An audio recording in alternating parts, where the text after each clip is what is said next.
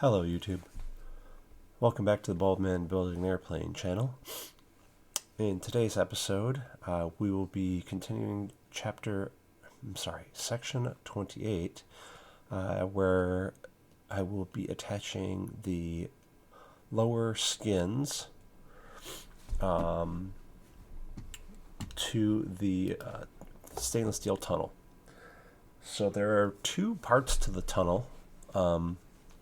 There's the exterior portion and the interior portion. So the exterior portion is the stainless steel, and that is what is mates up with the firewall and is exposed to any sort of heat from the engine bay. The interior, as you can kind of see when I lift that up, there's another row of rivets just inboard of the stainless piece, and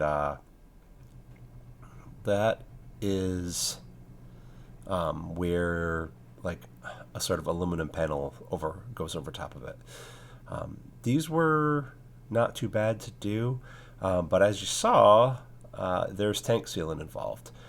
You don't really have to be super crazy about it. The idea here is just like with the firewall, using tank sealant to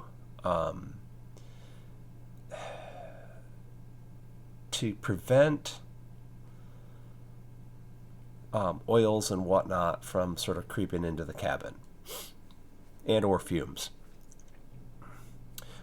Did see I picked that back up. There were some of these that were kind of a pain in the ass to rivet.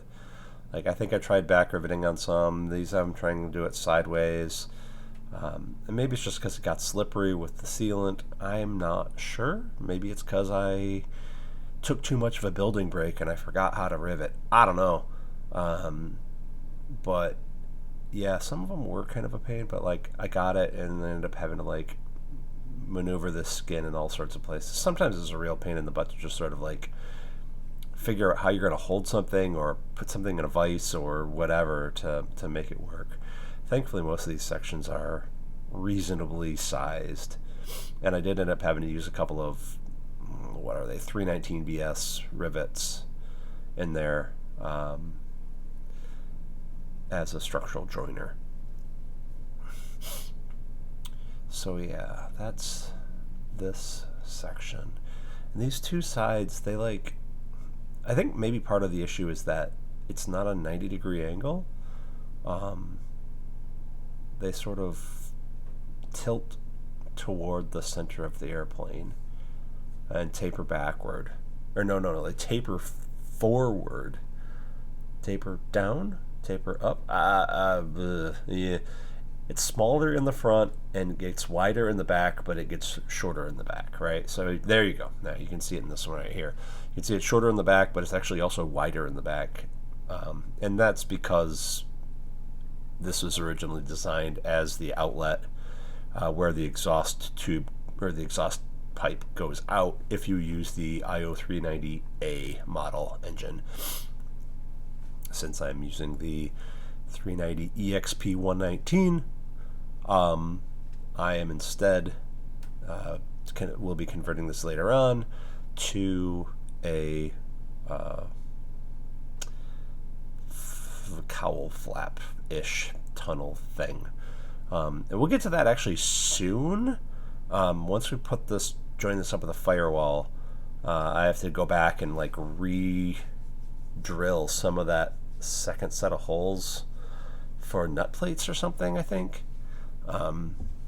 Because you got to use nut plates to attach a piece of metal across the bottom to sort of close it all off. But yeah, again, tank sealant, fillets, all that sort of thing in there to make sure that we're just sealing it off to keep any exhaust fumes from coming into the cabin, keeping any oil from coming into the cabin.